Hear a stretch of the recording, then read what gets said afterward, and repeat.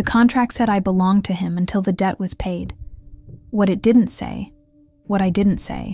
was that it could never be paid, because my father had borrowed against a bloodline that ended with me, and I am the last of that line. There is nothing left to collect. There is only me. So I stood in the throne room of the most feared alpha in 3 territories, my wrists raw from the rope they'd tied them with on the road, and I listened to him read the terms of my own sale out loud, in a voice like gravel poured over silk. 40,000 crowns, he said, owed by Edmund Vane, settled in full by the surrender of his asset. His eyes lifted from the parchment. Cold, unhurried. The kind of eyes that have looked at 1,000 people and found every single one of them wanting. You are the asset. Don't react. Don't you dare react. Yes, Your Majesty, I said. The hall was enormous. Vaulted stone ceilings so high the shadows pooled up there like dark water, banners the color of old blood hanging motionless in the still air, and a fire pit big enough to roast an ox throwing orange light up the walls in jagged tongues. Guards lined both sides of the aisle, not the ceremonial kind that stand around looking decorative at festivals, but real wolves in human skin, the kind whose eyes tracked you the way a hawk tracks a mouse crossing an open field. Every single one of them was watching me. I could feel their attention like a physical weight on my shoulders, pressing me into the stone beneath my feet. The throne itself was carved from a single piece of black rock, unadorned, unpolished, like someone had ripped it out of a mountain and set it here as a statement. There was no velvet, no gold filigree, no cushion. The man who sat in it didn't need any of that. He was the decoration. He came down off the dais. I want to be clear about something. In every story I'd ever told myself as a girl, and I told myself a lot of stories, it was cheaper than food and more reliable than people.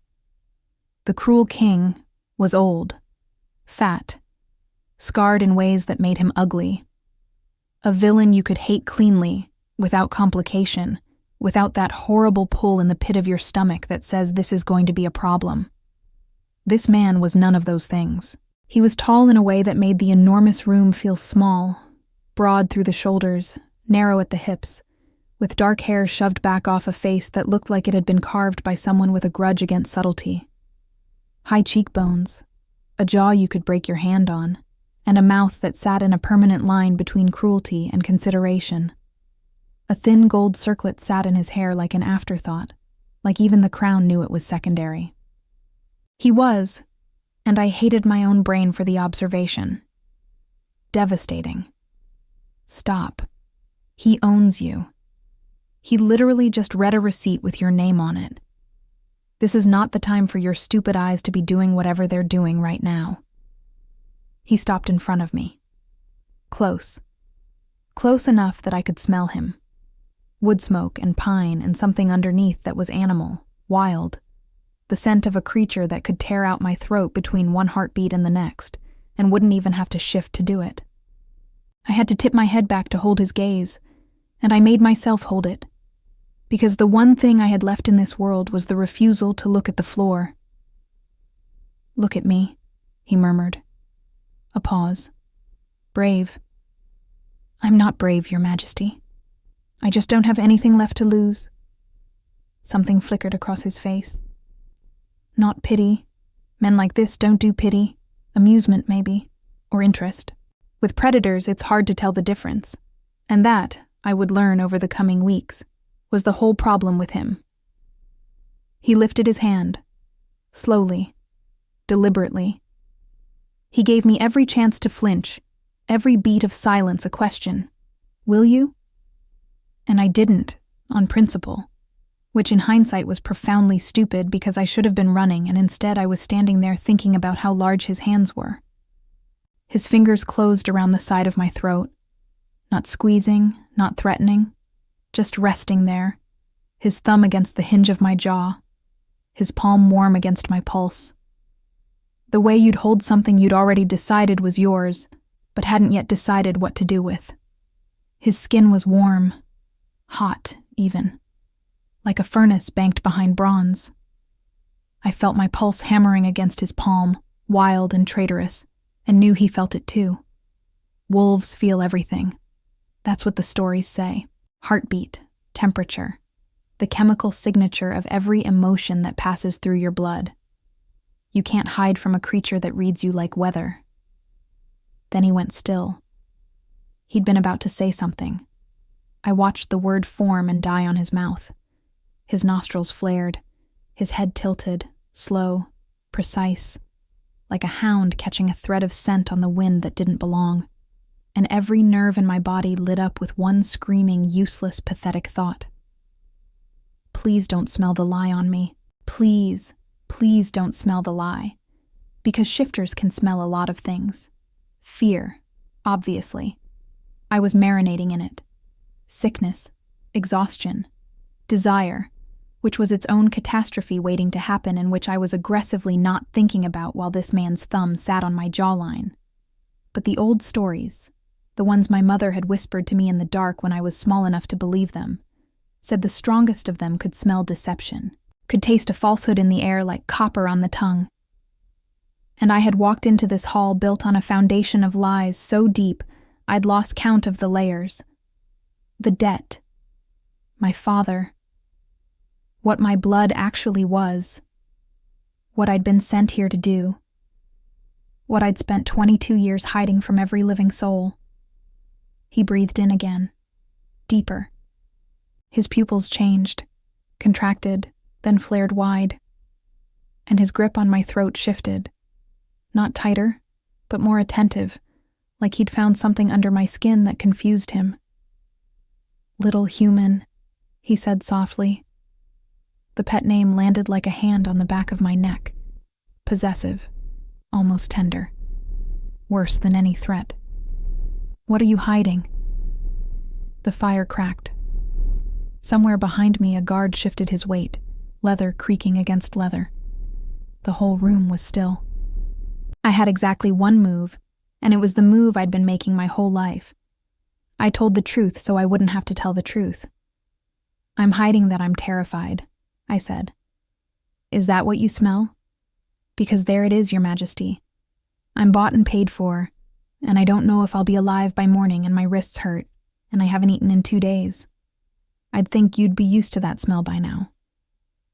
For a long moment he just looked at me. His thumb moved once, a slow stroke along my jaw that I felt in places I refused to name, places that had no business responding to the touch of a man who owned me like furniture.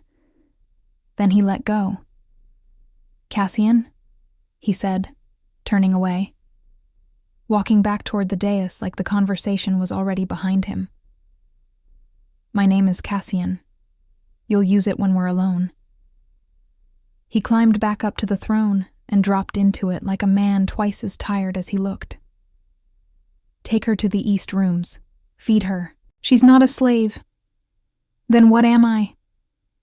The question was out before I could stop it. The whole hall went taut. I saw 2 guards' hands move to their swords. The steward at the foot of the dais looked like he might faint. Cassian looked at me over the firelight, and I swear to whatever god looks after liars and orphans and girls who are too stupid to keep their mouths shut, he smiled. Not big, not warm, but real. That, he said, is what we're both going to find out. They took me to the east rooms. The guard who escorted me didn't speak, didn't touch me, walked 2 paces ahead with the kind of stiff military courtesy that told me something had changed between the throne room and the corridor. The rooms themselves were a shock. A bed with actual linens. A fire already crackling. A table set with more food than I'd seen in a week. Roasted chicken, bread, dried fruit, cheese, a carafe of wine. A window that looked out over the valley below the castle. And for a long moment, I just stood there staring at the green of it. Because I'd spent the last 4 months in a house with boarded windows, and the color green had started to feel like something I'd imagined. I ate everything, every scrap. The chicken, the bread, the cheese, the fruit. The other bread they'd hidden under a cloth like a bonus level.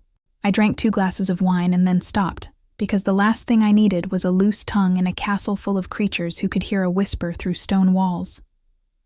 Then I sat on the bed and stared at the ceiling and let myself think about the truth. Here's the part I couldn't tell him. My father, Edmund Vane, was a coward dressed up as a gentleman, the kind of man who could shake your hand while picking your pocket and then blame you for having pockets. 4 months before he sold me to settle his gambling debts, a man in a gray cloak had come to our crumbling house and offered him 40,000 crowns. Not a loan, a purchase. He wanted to buy a claim against the Vane bloodline, some old, dusty entitlement nobody had thought about in 100 years. Something that lived in the back pages of the kind of books that collected dust in the kind of libraries that nobody visited.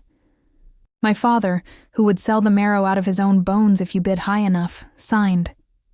What he didn't understand, what I only understood because my mother had whispered it to me on the night she died, fever bright and gripping my hand hard enough to bruise, her voice a thin thread unspooling in the dark, was what the Vane bloodline actually carried. We weren't human. Not entirely. Not for a long time. Generations back, so far the story had turned to myth, and the myth had turned to rumor, and the rumor had turned to silence. A Vane woman had been mate to a shifter king. And when he died, killed in a war that doesn't have a name anymore, she'd done the unthinkable. She'd taken his dying essence into herself, into her line, to keep his pack from collapsing into chaos without an alpha. The old word for it was vessel-born. A human body carrying a dormant alpha bond, passed mother to daughter like an heirloom nobody could see, sleeping, waiting, alive under the skin like an ember buried in ash. It ends with me because I have no daughter and never will. When I die, the last true alpha bond in the bloodline dies too. It can be claimed exactly once, by exactly one wolf, and the claiming would either remake him into something the world hadn't seen in centuries, or kill us both. The man in the gray cloak knew. That's what he'd bought. The right to find me, and use me, and burn out the thing in my blood for whatever he wanted it for. And then my idiot father gambled away the 40,000 before Gray Cloak could collect, panicked when the money was gone, and sold me to the nearest Alpha King to make the other debt disappear. Sold the asset right out from under the buyer, because Edmund Vane's only talent was creating 2 problems out of every one he tried to solve. So now I had 2 problems of my own. The gray-cloaked man was coming for what he'd paid for, and he would not be happy to find his purchase living in a king's castle behind a king's walls. And the Alpha King who currently owned me had no idea he'd just brought a loaded weapon into his own bedroom. I lay in the east rooms that first night. Actual sheets, a fire, more food in one meal than I'd seen in a week, and I stared at the ceiling and did the math. If Cassian found out what I was, he'd either claim me or kill me. There was no third door. And the truly humiliating part, the part I'd have died before admitting to any living creature, was the memory of his thumb on my jaw and how some traitor cell deep in my body had gone warm and stupid and wanting the second he touched me, like it recognized him. Like the sleeping thing in my blood had rolled over and opened one eye and whispered, with the casual certainty of something that has been waiting a very long time, him. Oh no. Oh, absolutely not. The fire popped. The sheets smelled like lavender. Somewhere outside the window, an owl called into the dark, and I lay there in the first real bed I'd slept in months, and I made a plan. I would keep my head down. I would learn the castle. I would find the contract Gray Cloak signed, because a thing on paper can be unsigned, burned, made to never have existed. I would survive this the way I'd survived everything, by being smaller than the danger, quieter than the room, and a better liar than anyone gave me credit for. It was a good plan. It lasted right up until the next morning, when Cassian Thorne walked into the east rooms without knocking, looked at me sitting cross-legged on the bed in a borrowed nightdress with my hair in a catastrophe and breadcrumbs on my chin, and said, "You didn't sleep. I can smell it. Why?" And I realized that surviving a man who could smell exhaustion off your skin, who could taste a lie in the air, who had the kind of face that made you forget your own name if you looked at it too long, that was going to be considerably harder than surviving the streets. The rules came over breakfast, delivered in the same flat tone you'd use to read a supply list. I would not leave the castle grounds. I would not go into the West Wing. I would eat 3 times a day whether I wanted to or not. You're all bones. It's offensive to look at. I would attend court when summoned, stand where I was told, and say nothing unless spoken to. I would not speak to the servants about my arrival, my debt, or my father. I would not attempt to contact anyone outside the castle walls. And the rest of the time, I asked, because apparently I cannot stop myself from asking questions the way a normal person cannot stop themselves from breathing. The rest of the time you're mine to occupy as I see fit. He said it without looking up from his plate. A plate piled with enough meat to feed my entire street for a day. And then, because he apparently couldn't help himself either, he added, "Don't look like that. I haven't decided what that means yet." He hasn't decided. Cool. Great. Love that for me. The most feared alpha in 3 territories is going to take his time figuring out how to use the girl he bought, and in the meantime I'll just sit here and try not to notice that he eats with a focus and precision that shouldn't be attractive, but somehow is. Stop it. Eat your eggs. Stop looking at his hands. The castle was a fortress that had forgotten it was supposed to be a home. Stone everywhere. Cold even in summer. Corridors that turned and twisted and doubled back on themselves like they were designed by someone who expected to be invaded and wanted the invaders to get lost. Wolves in every hallway who fell silent when I passed. Their conversations dying like candles in a draught. The servants wouldn't meet my eyes. The court nobles looked at me like a stain someone had forgotten to clean. Or worse, like an oddity the king had brought home the way a child brings home a strange bug. Interesting for a moment, soon to be discarded. I'd been the lowest thing in every room I'd ever stood in, so this was familiar. Almost comfortable, the way a bruise you've had long enough stops being a bruise and starts being just the shape of you. What wasn't comfortable was him. Cassian Thorne did not understand the concept of personal space, or he understood it perfectly and ignored it as a form of strategic warfare. He'd appear beside me without a sound. Wolves move like that, like the floor is an apology they don't accept, and stand close enough that I could feel the heat coming off him through the air between us. He'd hand me things. A book, when he learned I could read, which I think surprised him, though he didn't say so. A cloak, when the hall was cold, draped over my shoulders from behind so I felt the brush of his fingers on my neck before I felt the warmth of the wool. An orange once, peeled, segments laid out on a plate with a precision that bordered on surgical, which is a strange thing for a terrifying man to do, and which I thought about far longer than an orange warrants. Who peels an orange for a person they own? Who takes the time to separate each segment and lay them out like a gift? What kind of monster does that? The 3rd evening he caught my wrist as I reached past him for the wine at dinner. Not hard. He never grabbed hard, I was learning that. He always held like he knew the precise pressure at which he'd leave a mark and stayed just below it. But firm enough that I froze. "These," he said, turning my hand over. The rope burns from the road had scabbed into ugly red lines, crusted and sore. His thumb traced just beneath one, so light it was almost nothing, and the nothing went through me like lightning. Who did this? Your men, when they collected the asset. I kept my voice flat. His jaw worked. I watched the muscle in it clench and unclench, a rhythm that I was fairly certain corresponded to him not killing someone. They won't again. I'm property. Property gets tied up. Not mine. He looked at me, and there was something underneath the cold that I hadn't catalogued yet. Something that made the warm, stupid thing in my blood stir like a cat in sunlight. Nothing of mine gets treated like that. Do you understand me? Say something normal. Say thank you. Say literally anything that isn't what you're about to say. You keep saying mine, like it means something good, I said. Where I come from, when a man says you're his, he means he can do what he wants with you. He let go of my wrist. Slowly, like putting something precious down on a shelf.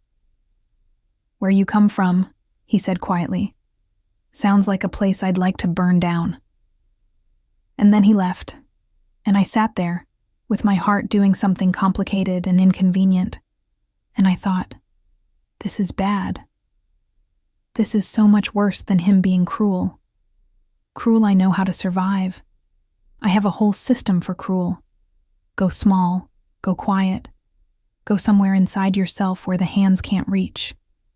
This, whatever this is, this careful, dangerous tenderness from a man who could crush me with one hand and instead peels me oranges, I have absolutely no defense against this. That night, I dreamed of teeth at my throat, gentle teeth, and woke up with my hand pressed to the side of my neck where his thumb had rested in the throne room, and the dormant thing in my blood was singing. Low and certain, one word, over and over, a word I refused to translate but understood perfectly. I got up.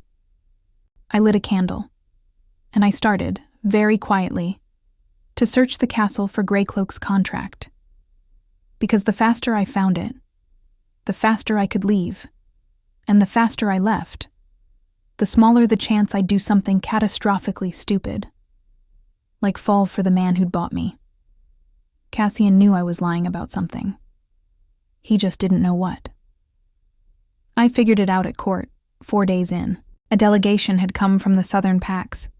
Big men, hard men, the kind who measured other alphas the way you'd measure a wall you planned to knock down. I was made to stand at the foot of the dais looking ornamental, which I am not built for. I'm built for surviving, which is a different posture entirely, all sharp elbows and watchful eyes and the perpetual readiness to run. One of the southern alphas, older, scarred across the bridge of his nose, with a smile like a trap waiting to spring, kept glancing at me. Then he leaned toward Cassian and said something in the old tongue, low, and Cassian's whole body went still in that way I was learning to dread. The stillness that came before violence, or before something worse. A question. Afterward, in the corridor, he backed me against the cold stone with one arm braced over my head. The other hung loose at his side, but there was nothing relaxed about it. Everything in him was focused on me, and I'd never understood the phrase pinned by a gaze until that moment, because I literally could not move. Not because he was touching me. He wasn't. But because his eyes held me there, and moving felt like it would break something between us that I wasn't ready to break. "Lord Garrick," he said, conversational, like we were discussing the weather, "asked me where I found a human girl who smells like an old war." My stomach dropped through the floor and kept going. "I don't know what that means," I said. True, technically. I didn't know what he would make of it. Neither do I. His eyes searched my face, and I felt the search like fingers turning pages, looking for the passage that would make the rest of the story make sense. "But I've been trying to place your scent since the throne room, and I can't. You smell human. Mostly. And underneath there's something I've only read about in the oldest books in my library, something that's supposed to be dead, extinct, gone from the world for centuries, and every time I get close to naming it, you start lying so hard I can taste it on the back of my tongue." He leaned in, and his breath was warm on my face, and I was going to die. Not from violence, but from proximity. "What are you, Vane?" "Tired," I said. "Scared. Bought. Pick one." 3 truths and none of them the one I'm asking for. He almost smiled. "You're very good. You're the best liar I've ever met, and I hold court with diplomats for a living." "Then stop sniffing me and let me go." "No." He didn't move. We were close enough now that I could see the gold thread through the dark of his eyes. A color that didn't belong in a human iris, that pulsed faintly when his attention sharpened like a lantern behind amber glass. "Here's what I've decided. I'm not going to force it out of you. I could. There are ways, and they'd work, and I know you know that. But I'm not going to." "Why not?" The question came out smaller than I wanted, smaller than I liked, Because someone forced you onto a road with rope on your wrists, and someone forced you into my hall. And I find that I don't want to be the third man in a line of men who took something from you that you didn't offer." His voice dropped, and I felt the drop in my chest, a physical shift. "When you tell me what you are, Vane, you'll tell me because you chose to. Not because I smelled it out of you. Not because I cornered you. Not because you ran out of lies. Because you looked at me and decided I could be trusted with it. I can wait. I've got a very long life, and not much I'd rather spend it on." I stared at him. In 22 years, across every street corner and crumbling room and dangerous hand I'd been dealt, no one, not my father, not my mother in her gentler moments, not a single soul in the long parade of people who had used me and passed me along, had ever told me they'd wait for me to be ready. It undid something. I felt it go. A knot I'd been holding so long I'd forgotten it was there, so deep in my chest I'd mistaken it for a rib. "That's not fair," I whispered. "What isn't?" "You being that, when you're supposed to be the monster." Something cracked open behind his eyes.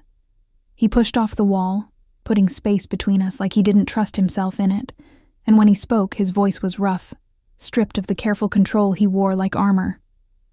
"I am the monster, Vane. Don't mistake patience for softness. I'm being careful with you for the same reason a man's careful with a blade he's found in the dark. Because I don't yet know which way it cuts, and I'd rather not lose a hand learning." He turned to go. Stopped, turned back. "But I'd be lying if I said careful was all I felt. And I think you'd know if I lied, wouldn't you?"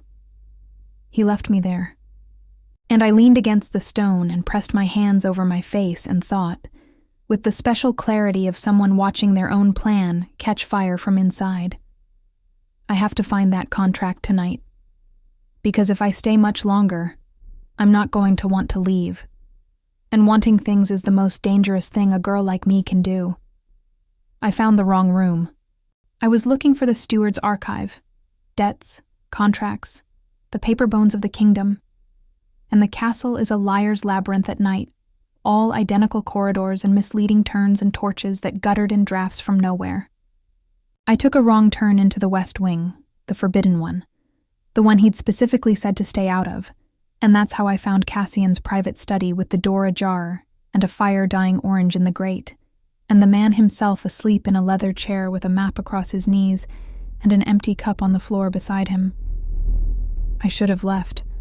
I want that on the record. Every sensible cell in my body, and I have more of those than most people. I've cultivated them. They're the reason I'm alive. Said leave. Turn around. Go back to the east rooms. Pretend you were never here. Instead, I stood in the doorway and looked at him. Because asleep, he didn't look like the most feared alpha in 3 territories. He looked tired. Young, almost. The lines around his eyes had softened, and his mouth had lost that permanent edge between cruelty and consideration, and just looked like a mouth. A good mouth. The kind of mouth you'd think about at 3 a.m. and then be furious with yourself about for the rest of the week. There was a scar through one eyebrow I'd never been close enough to see, pale against the dark of his hair, and his hands, those big, careful hands that peeled oranges and held my wrist like glass, were loose and open on the map, fingers curled slightly inward like he'd fallen asleep reaching for something. I thought about the orange. I thought about the cloak. I thought about, not mine gets treated like that, and the warm, stupid thing in my blood didn't just stir. It rolled all the way over and pressed itself against the inside of my ribs like a cat against a closed door, purring. "You're not as quiet as you think," he said, without opening his eyes. I froze. Heart in my throat, hands at my sides, every muscle locked. "The West Wing," he went on, voice sleep-rough and doing unfair things to my nervous system, "is the one place I told you not to go. I got lost." Lie. He opened his eyes. The firelight made them molten, all gold and shadow, and I realized with a lurch that he'd known I was there the whole time. Had probably known the second I entered the west wing. Had been lying there with his eyes closed, waiting to see what I'd do. "You're looking for something. You've been looking since the night you arrived. I hear you in the corridors after midnight. I smell you in rooms you shouldn't be in, and you leave your scent on door handles you've tried and found locked. What is it, Vane? What do you need so badly you'll risk the one rule I gave you?" The truth was right there. A contract, proof, a way out before I do something I can't take back.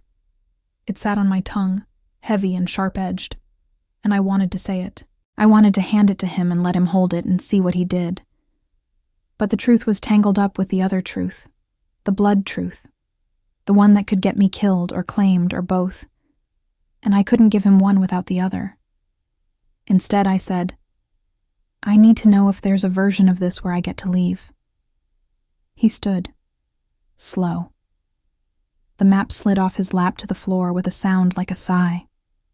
He was taller than I remembered, which shouldn't have been possible because I remembered him being very tall. But somehow in the dim, firelit study with his hair in his face and his shirt half untucked, he was more present, more real, more dangerously himself. "Do you want to leave? That's not... It's a simple question." He crossed the room. I backed up until the doorframe stopped me, the wood hard against my shoulder blades. And he kept coming until there was almost nothing between us, just the thinnest margin of air that felt charged and alive. "Look at me, and tell me you want to go, and I'll have a horse saddled at dawn and 40 crowns in your hand, and you'll never see this place again. Debt forgiven, contract voided. You're free." He stopped, close enough that I could feel his breath. "I'm a man who keeps his word, Vane, the only kind of man worth being. So, say it. Tell me you want to leave." The fire crackled. My pulse was a drum. The bond in my blood was pressed so hard against my chest that I thought it might break through. "If I leave," I said, and my voice was barely there, "will you come after me?" "No," he said. "Never. You walk and you're gone clean. I swear it on my pack and my crown and every oath I've ever taken." And that, the no, was what broke me. Because a man who would chase me, I could fight. A man who would drag me back, I could hate. But a man who would let me go, who would open his hand and watch me walk away and keep his word about it. A man who gave the choice freely knowing it might cost him. That was a man I had no idea how to leave. "I can't say it," I whispered. His breath went out of him like I'd hit him. His hand came up, slow, always slow with me, always that beat of space, of "you can stop this," of "I won't take what isn't given," and cupped my face, his thumb at the corner of my mouth, the edge of the scar on his palm rough against my cheekbone. "Then don't," he said, and he kissed me. It was soft. That was the unbearable part. I'd braced for hunger, for force, for the kind of kiss that takes. And instead, his mouth found mine like a question, gentle, careful, a man tasting something he was afraid would disappear. His other hand came up to frame my face, both thumbs on my cheekbones, holding me like something that could break, and the gentleness of it cracked me open more thoroughly than violence ever had. I'd like to tell you I pulled back. I'd like to tell you a lot of things. The truth is, I made a sound against his mouth that I didn't recognize. Something small and wrecked that came from a part of me I'd kept locked down for 22 years. And my hands found the front of his shirt and pulled, and the thing in my blood flared, white hot, searing. And for 1 second I felt the bond strain toward him like a plant toward the sun, ancient and starving in his. He tore himself away. We stood there, both of us breathing like we'd run miles. His pupils had blown so wide the gold was just a thin ring. His hands were shaking. I could see it, the tiny tremor in fingers that had never shaken around a sword. And his control was hanging by a thread I could see fraying in real time. That, he said hoarsely. That's what you're hiding. That's what I felt in the throne room, the first second I touched you. What was that, Vane? And I, fool that I am, opened my mouth to finally tell him the truth. And that's when the alarm bell started ringing through the castle, deep and frantic. The sound that means the walls have been breached and the quiet is over. And whatever moment you were standing inside has just shattered into 1,000 irretrievable pieces. Greycloak hadn't come himself. He'd sent men. By the time we reached the great hall, 3 of Cassian's guards were down and bleeding on the stone floor, and a knot of hooded fighters had cut their way to the center of the room, efficient and brutal, their movements trained, coordinated, not a ragtag band of mercenaries, but soldiers following orders. And at the front of them stood a woman with a crossbow in one hand and a writ of claim held up like a shield in the other, the paper stamped with a seal I recognized, the Mordrain crest, gray and silver, the symbol of the man who'd bought my blood. By contract, sworn and paid, she shouted, her voice carrying through the hall with the precision of someone who'd practiced this speech. The asset of the Vane line is forfeit to House Mordrain. We've come to collect what's owed. The hall went silent. Every wolf in it turned to look at me. Cassian stepped in front of me. Not beside. Not at an angle. In front, his whole body a wall between me and the room. And I felt through the not yet sealed bond, a wave of something so fierce and possessive it nearly took my legs out from under me. Protection. Not the kind you give to property. The kind you give to something you can't survive losing. There's no Vane asset here, he said. His voice was the voice from the throne room, cold, authoritative, a voice that had ended wars and started them. There's a woman under my protection. You'll leave my hall while you still can. She was purchased, your majesty. 40,000 crowns paid to Edmund Vane, claim against the bloodline. We have the paper. The woman's eyes found me past Cassian's shoulder. She knows what she is. Ask her. Ask her what's in her blood and why a king should be afraid to keep it under his own roof. I felt Cassian go rigid. This is it. This is the moment it all comes apart. What does she mean? He said, not turning around. Quiet. So quiet. The kind of quiet that comes before a storm breaks or a blade falls. Vane, what's in your blood? The whole hall waiting. The woman with the crossbow smiling. Guards bleeding on the floor. The Mordrain soldiers with their hands on their weapons. And me, with nowhere left to hide, nowhere left to run, and a man in front of me who'd promised he'd wait until I chose. And I realized the choice was now. Not the way I'd wanted it. Made for me. Dragged into the open by people who wanted to use the thing I was. So I chose anyway. I chose how. Vesselborn, I said, loud enough for the whole hall. My line carries a dormant alpha bond, the last one in the world. It can be claimed once, by one wolf, and House Mordrain bought the right to burn it out of me and take whatever power it makes. That's what your contract is, your majesty. That's what you bought without knowing. A weapon nobody told you about, and they've come for the trigger. Cassian turned around. I'd braced for fury, for the cold, for you lied to me in my own hall. How dare you, after everything, after the study, after the kiss. I had a whole defense prepared, a whole speech about survival, and having no choice, and doing what I had to. What I got instead was worse and better all at once. He looked at me like the floor had moved under him, like every careful distance he'd kept had just collapsed into a new geography he didn't have a map for. And underneath the shock there was something that looked horribly, nakedly, like grief. Once, he said. Claimed once, by one wolf. Yes. And in the throne room, when I touched your throat. His voice was barely there. That pull, that was... Yes, I whispered.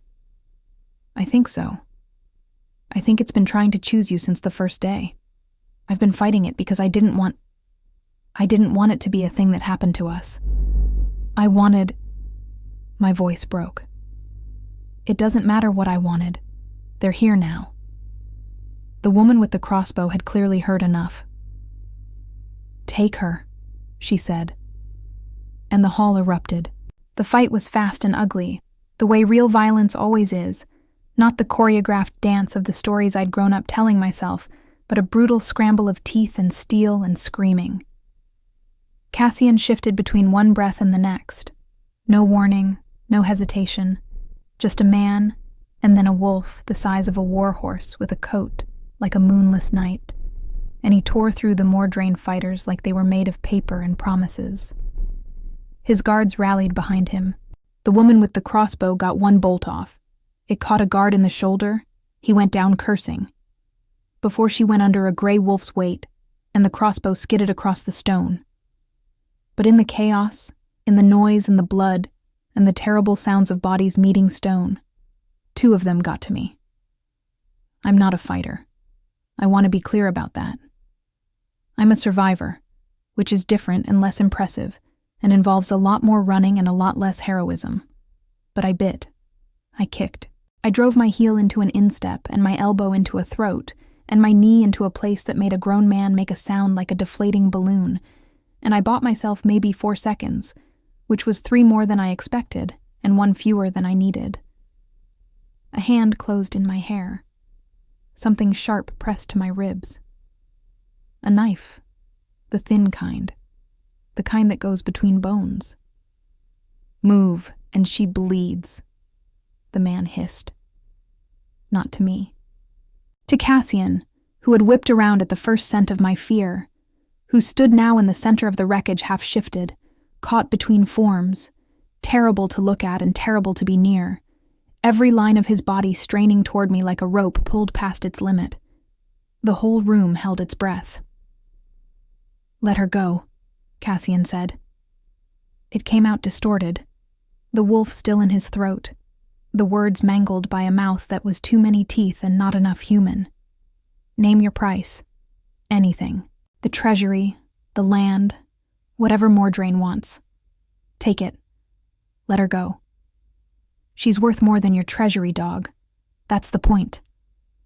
The blade dug in. I felt it part the skin, a thin hot line, and Cassian flinched like the cut was on his own body. Mordrain wants the bond live and the vessel breathing. Back away from the doors. And here's the thing about being raised on the streets and on stories in equal measure. You learn 2 things. First, the moment everyone's looking at the knife is the moment nobody's looking at the girl. Second, a body that goes limp is a body that buys time. I went limp. Dead weight, all at once, every muscle releasing at the same instant. The man holding me lurched to compensate. His balance shifted. The blade slipped a 1/2 inch wide, and in that 1/2 inch I drove my head back into his face and felt his nose give with a crunch that was the most satisfying sound I'd heard in weeks. And then I was falling. And there was a black wolf in the air over me, and a sound I will hear in my nightmares for the rest of my life. Wet and final. And then it was very suddenly, completely quiet. Cassian shifted back, kneeling over me, naked and bloody and shaking, his hands moving over the shallow cut on my ribs like he could close it by will alone. "You're hurt." His voice cracked on it. "You went limp. You let him. Why would you? You could have. It worked, didn't it?" I was crying and laughing, which is what shock does. "Bought you a 1/2 inch. You're welcome." He pressed his forehead to mine. He was trembling. The most feared alpha in 3 territories was trembling over a cut that wouldn't even need more than a few stitches, and I understood, with a clarity that frightened me more than the blade had, exactly how much trouble I was in. Not the danger kind of trouble. The other kind. The kind where a man holds your face like you're the only real thing in the room, and you realize you'd let him.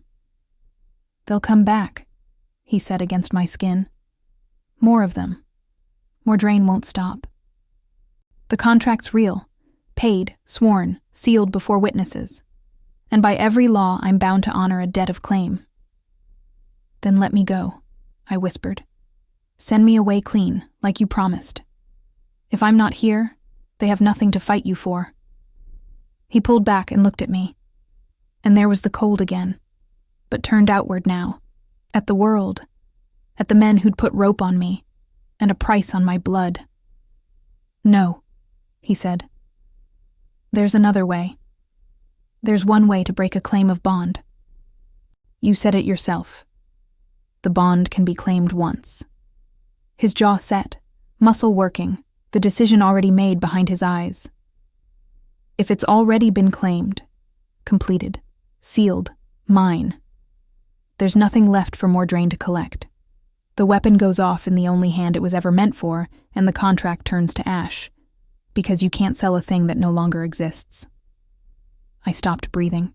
"You're saying," I said carefully, "that the way to keep them from forcing the bond on me is for you to take it first." "I'm saying," he said, and his hands were still on my face, still gentle, still shaking. "I won't do it to save you.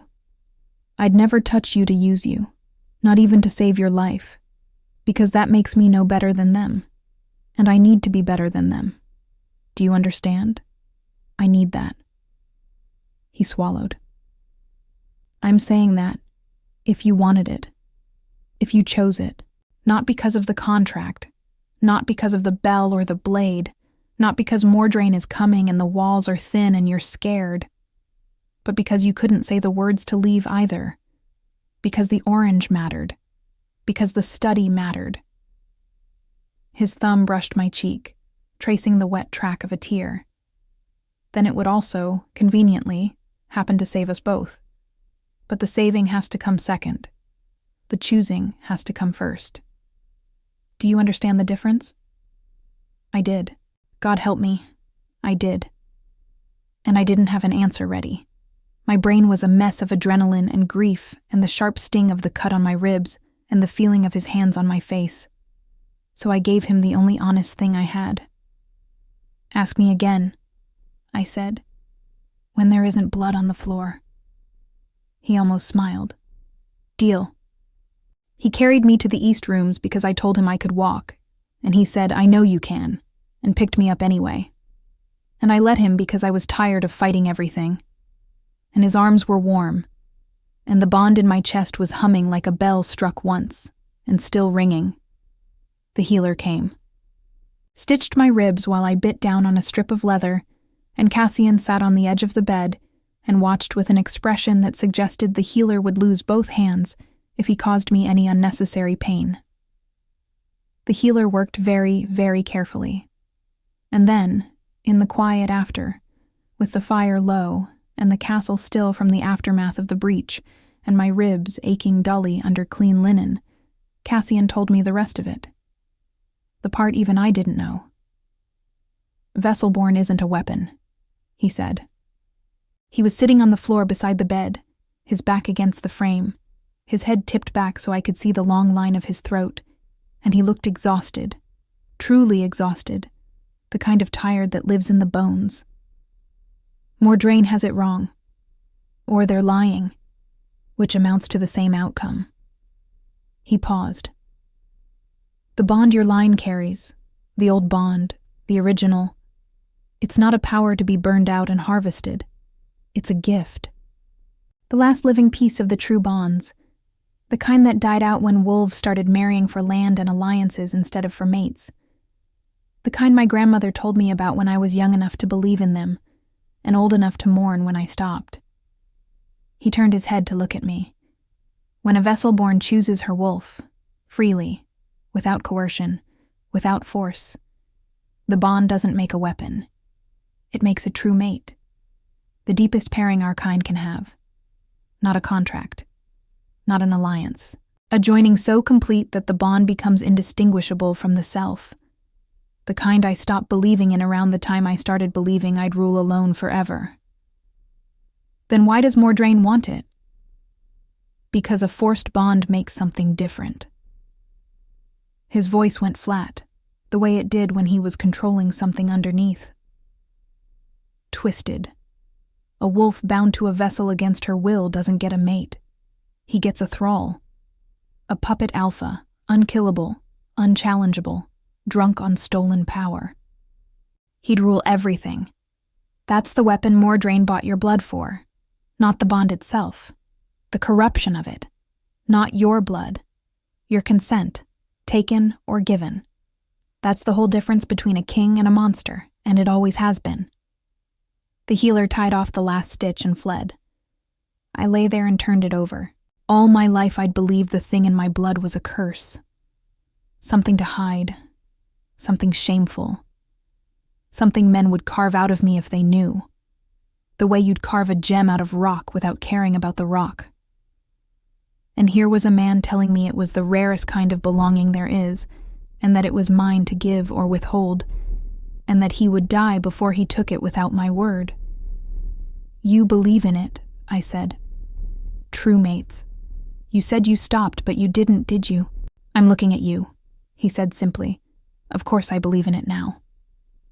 I sat up, ignoring the pull of the stitches, and I looked at this man, this monster, this king, this idiot who peeled oranges into segments and waited for a liar to be ready and put his own body between me and a knife, and sat on the floor beside my bed because he wanted to be close and wouldn't presume to be closer. In the throne room, I said, when you asked what I was hiding. The true answer, the one underneath all the other answers, the one I've been keeping from you and from myself since the first second your hand touched my skin. Tell me now. It wasn't the bond. The bond I could have explained. What I was hiding was that the second you touched me, the thing in my blood woke up and chose you. And I was so terrified. Not of you, not of the wolf, not of the teeth or the throne. I was terrified because I have never in my life gotten to choose anything. Not where I lived, not who I belonged to, not whether I stayed or went. And the one time the choice was real, the one time it was truly mine to make, it was already being made for me, by the blood, by the bond, and I didn't know how to want something that badly and still survive losing it. I was crying again. I hate crying. Crying is for people who can afford to be soft, and I have never been able to afford it. And here I was, doing it anyway. That's what I was hiding, Cassian. I was hiding that I already knew. From the first day. The first second. It was always going to be you. And it scared me more than dying, because dying only hurts once. He went very still. Then he moved. Not fast, never fast with me, but with a kind of quiet inevitability, like gravity, like the tide. He stood and crossed the room and knelt by the bed and took both my hands in both of his, and his were still shaking. And for a long moment we just stayed there, forehead to forehead, breathing the same air. Ask me, I whispered. There's no blood on the floor anymore. Ask me again. Leora, he said. My name. My real name. The one I'd never given him. The one I'd been holding back like a last defense. It came out of his mouth like a vow, like he was learning the shape of a word he meant to use for the rest of his very long life. Will you choose me? Freely. No bell, no blade, no contract. Just you. Yes. The word had barely left me before his mouth was on mine, and this time neither of us pulled away. I'll spare you the parts that are mine to keep. I'll tell you that it was slow, that he was careful, that he asked, every step, with his voice or his eyes or the pause of his hands. And every time I answered yes, and every time the yes meant more. And I'll tell you that when it came, the completing, the sealing, the moment the bond stopped straining and finally locked, it didn't feel like a thing happening to me, the way I'd feared my whole life. It felt like a door I'd been leaning against since I was born finally opening inward. And on the other side was a room I'd always known existed, but never believed I'd be allowed to enter. He marked me at the curve of my throat, where his thumb had rested that first night in the throne room, and I felt the bond go gold and bright and infinite. Felt his fear and his hope and the vast lonely length of his life all come pouring through it like water through a broken dam, and underneath all of it, steady as a heartbeat, steady as the earth, mine, chosen, mine. and he felt me back. I know he did, because he went still, and his breath caught, and he said wrecked. Barely a voice at all. I didn't know it would be like this. I didn't know I'd be able to feel that you chose me back, he said. Not the bond choosing. You, the woman, not the bloodline. I can feel the difference. He pressed his face to my marked throat. Leora, there's no one in 300 years who's chosen me. Just me. Not the crown, not the strength, not the protection, or the territory or what I could give them. Just the man.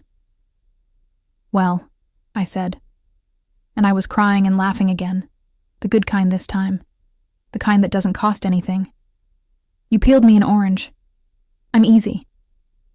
He laughed, a real one, startled out of him, the first real laugh I'd ever heard from him. And the sound went through the bond like sunlight, warm and golden, and so full of joy it hurt. And I thought, this, whatever it costs, whatever comes next, this was worth crossing the whole catastrophe to reach. We lay tangled in the gray light before dawn, his arm heavy across me, the bond humming low and content between us like a song neither of us had to sing aloud. And for a few hours the kingdom and the contract and House Mordrain and the gray-cloaked man and everything beyond the walls of the east rooms simply did not exist. There was only his skin and mine, and the steady pulse of something ancient and new between us. Then a knock came at the door, soft and urgent, and the steward's voice, careful as a man diffusing something that might explode. Your Majesty, forgive me. There's a man at the gate asking for an audience. Says he's the one who paid for the Vane claim. Says his name is Mordrain himself. A pause. And Your Majesty, he's brought the original contract, sworn before the High Court. He says you can't refuse him without breaking the oldest law of the Pax. Lord Mordrain was the gray-cloaked man. I knew him the moment he walked into the hall. That gray, that quiet, that way of looking at a person like an item on a ledger. He was smaller than I'd imagined, which is always the way with men who buy other people's daughters. Neat. Precise. The kind of face that could pass for pleasant if you didn't look at the eyes. I looked at the eyes. They were the eyes of a man who saw the world as a collection of things to own, and had never once been told he was wrong. Your Majesty, he said, with a bow that managed to be an insult and a threat in the same motion. I see you've already used my property. His gaze dropped to the mark on my throat, and his lip curled. A pity. I'd hoped to acquire the bond intact. But a forced or freely given bond once sealed still settles the claim. I'll simply take her bonded. The thrall transfers, you see. Bonds can be broken and reforged, with the right rituals and enough pain. He smiled at me, the kind of smile that makes you want to wash your face. It'll hurt, but I've paid for the privilege. You paid Edmund Vane, Cassian said. He stood at the foot of the dais, not on the throne, not above, beside me, at eye level with the man who'd come to take me. Edmund Vane no longer holds the claim. He surrendered the asset to settle a separate debt before you collected.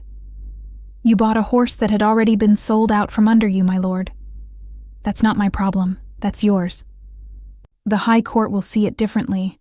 A claim against a bloodline supersedes a claim against a person.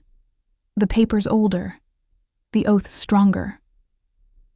Mordrain laid the contract on the floor between them, smug, certain, a man who had never lost a negotiation because he always made sure the other side had no cards left to play. Refuse me, and you break pack law before the entire court. Honor me, hand her over, and we all keep our heads. Choose, dog. And here is where I learned what kind of man I'd chosen. Because the law was real. I could feel Cassian's rage through the bond, bright and hot, and underneath it the trap, the genuine collision of a king who'd sworn to uphold the law of the Pax, and a mate who would burn the law itself to the ground before he let it touch me. He was caught. Honor on one side, love on the other, and a hall full of nobles watching to see which the Alpha King valued more.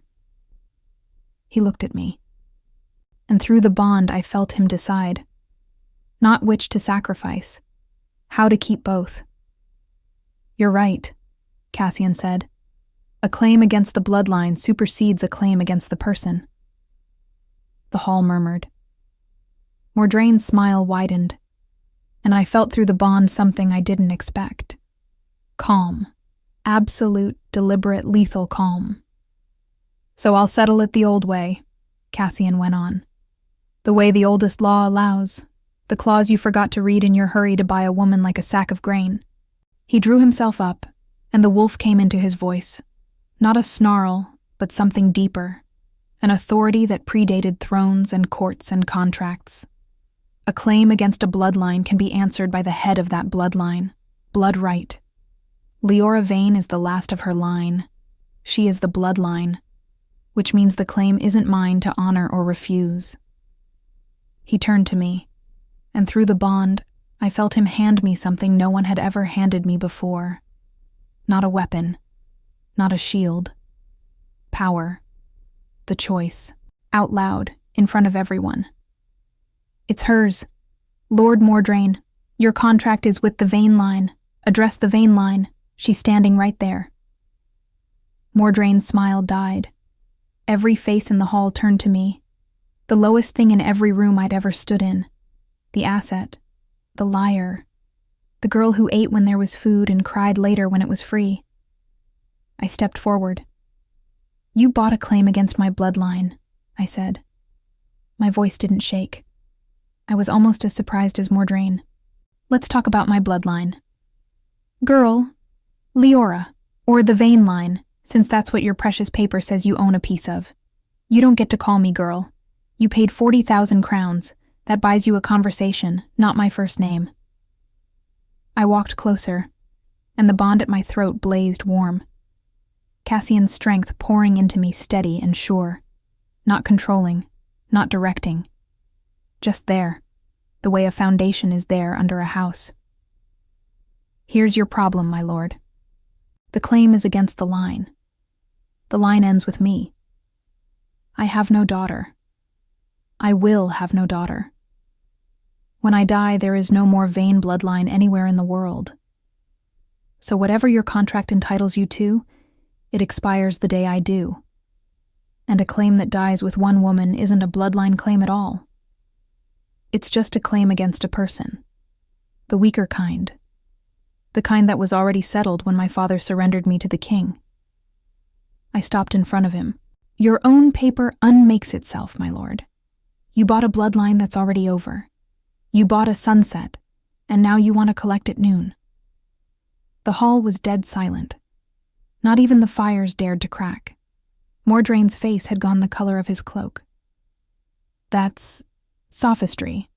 The High Court—" "Will love it," said a dry voice from the gallery, and an old wolf in High Court robes leaned over the rail, openly delighted, his white beard trembling with the effort of not laughing outright. "She's right, Mordraine. A bloodline of one isn't a bloodline.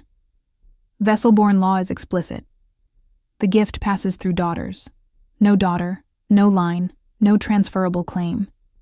You've been holding a worthless paper since the night you signed it." He cackled. 40,000 crowns. Oh, that's marvelous. Mordraine lunged. I'd half expected it. Desperate men always reach for the throat when the words run out, when the paper fails, when the power they'd bought turns out to have been smoke all along.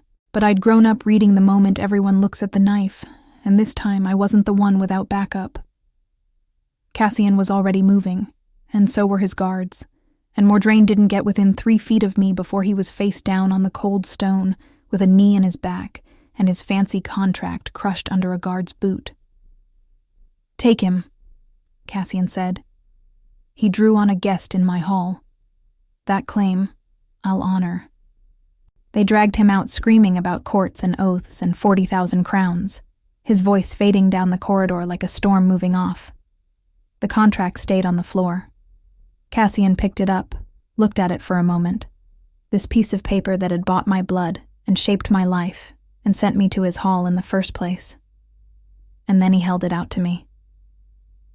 "Yours, I think," he said. I walked to the fire pit and dropped it in. We both watched it curl and blacken and go, the edges crumbling orange, the ink disappearing, the Mordrain seal melting into nothing. It took about 10 seconds. 10 seconds for a piece of paper to die. It had taken 22 years for me to get here. The thing I'd come here to find. The way out I'd risked everything for. I'd found it, in the end, not buried in some archive, not hidden in a locked room in the West Wing, but in the truth of what I was, spoken out loud, in a hall full of people who'd looked at me like a stain. Turns out the contract that needed unsigning was the one I'd written about myself, the lowest thing in every room. I turned around. The whole court was looking at me, and for the first time in my life, not one of them looked at me like I was less. "Well," I said, into the silence, and my voice finally shook. "That's enough excitement for one dead, I think." Cassian crossed the hall. In front of all of them, the nobles, the guards, the delighted old judge in the gallery. He took my marked throat gently in his hand, the way he had the first night, and tipped my face up to his. "Say it again," he murmured, just for me. "The thing you couldn't say in the study, about leaving." "I can't leave," I whispered. "I never could." "You ruined the leaving the day you peeled me an orange." "Good," he said, and kissed me, and the hall, improbably, raggedly, with the blood barely dry on the stones, began to cheer. It's a year later now, and I'm writing this down, because I've learned that the stories you don't write get told by other people, and they always get them wrong. So here's the true one. I was sold to the Alpha King for 40,000 crowns to settle my father's debt. The man who arranged it thought he was buying a weapon. My father thought he was unloading a burden. The court thought I was a stain, and I thought I was the lowest thing in every room I'd ever stand in, and every single one of us was wrong. What I was, it turned out, was a choice waiting to be made. By me, for the first time. Cassian and I are bonded, truly, the old way, the way that died out centuries ago, and came back through one stubborn human girl who couldn't keep her mouth shut, and one lonely king who peeled oranges like love letters. I feel him all day through the bond, a low, warm thread at the base of my chest, and he feels me. And on the bad days when the old fear creeps back and whispers it'll be taken from you, it always is. You don't get to keep things. You never have. I just reach down that golden thread, and there he is. Steady. Chosen. Mine. Here. And the fear gets smaller every time. He made me his queen. I told him that was unnecessary. He said he didn't care, that the court could deal with it, that the law could bend, that he'd spent 300 years sitting alone in a throne carved from a rock and he was done. The court dealt with it. The law bent. I suspect the old judge in the gallery had something to do with that. Edmund Vane, my father, sent a letter 3 months after the coronation asking for money. I sent back a single peeled orange in a box. No note. Cassian thought this was the funniest thing that has ever happened in the history of the 3 territories, and he still brings it up at dinner when foreign dignitaries visit. "Tell them about the orange," he says, leaning back in his chair, looking at me like I hung the moon. And I tell them, and they laugh, and he watches me laugh with an expression that I feel through the bond like sunlight through glass. Lord Mordrain is in a cell beneath the High Court, where he has a great deal of time to contemplate the difference between a king and a monster, which, I've come to understand, was the whole point of everything. The whole point of the contract, and the bond, and the blood, and the study, and the kiss, and the blade, and the fire. A monster takes. A king is given. The thing in my blood was never a weapon. It was only ever a door, and doors don't open from the outside. That's the part Mordrain never understood, and the part Cassian knew from the first night, when he lifted his hand slowly and gave me every chance to flinch. People ask me sometimes, when I knew. The court ladies love the story now. The human girl who burned a contract and won a king. The vessel who spoke for her own bloodline. The lowest thing in the room who turned out to be the highest. They want a single shining moment, a thunderclap, a before and after. But it wasn't the throne room, where the bond first woke. It wasn't the study, where I couldn't say the word leave. It wasn't the blade or the bonding or the burning of the contract. It was the third night. When a terrifying man, a man who could crush me with one hand and rule kingdoms with the other, turned my scarred wrist over in his hands and said, "Nothing of mine gets treated like that," and meant it. And I realized that for the first time in my life, I'd landed somewhere that the danger and the safety were the same person. And he'd chosen, again and again and again, to be the safety. That's the secret nobody tells you about being saved. No one can do it for you. Not the wolves, not the kings, not the bonds that sleep in your blood waiting for their moment. The gray-cloaked men of the world will tell you they own your blood, your line, your fate, and they'll have the paper to prove it. But the claim always dies with the choice. The contract always unsigns itself the moment you stand up in the hall full of people who think you're nothing and say, "Address the bloodline." She's standing right there. He still says my name like a vow. Every morning, last thing before he opens his eyes. I feel it through the bond before I hear it with my ears. I still pretend the orange thing isn't the most romantic gesture in the history of the 3 territories, even though it is, and he knows it is, and the whole court knows it is. And last week a merchant started selling Alpha's oranges in the market square with little gold ribbons around them, and I almost died laughing. And every night, before the fire, he asks me the same question he asked in a hall full of blood and law, and people who wanted to use me. Will you choose me? Not because he doubts the answer, but because he understands, better than anyone I've ever known, that the choosing is the whole point. That a thing freely given is the only thing that can't be taken. That a bond forced is a cage, and a bond chosen is a home, and the difference between the two is everything. Yes, I tell him. Every time. Freely. No bell, no blade, no contract. Just you, he says. Just me, I say. And the bond goes gold, and the door stays open, and the last of the vein line, the asset, the liar, the girl who ate when there was food and cried when it was free, the lowest thing in every room who turned out to be the key to all of them, falls asleep exactly where she chose to be.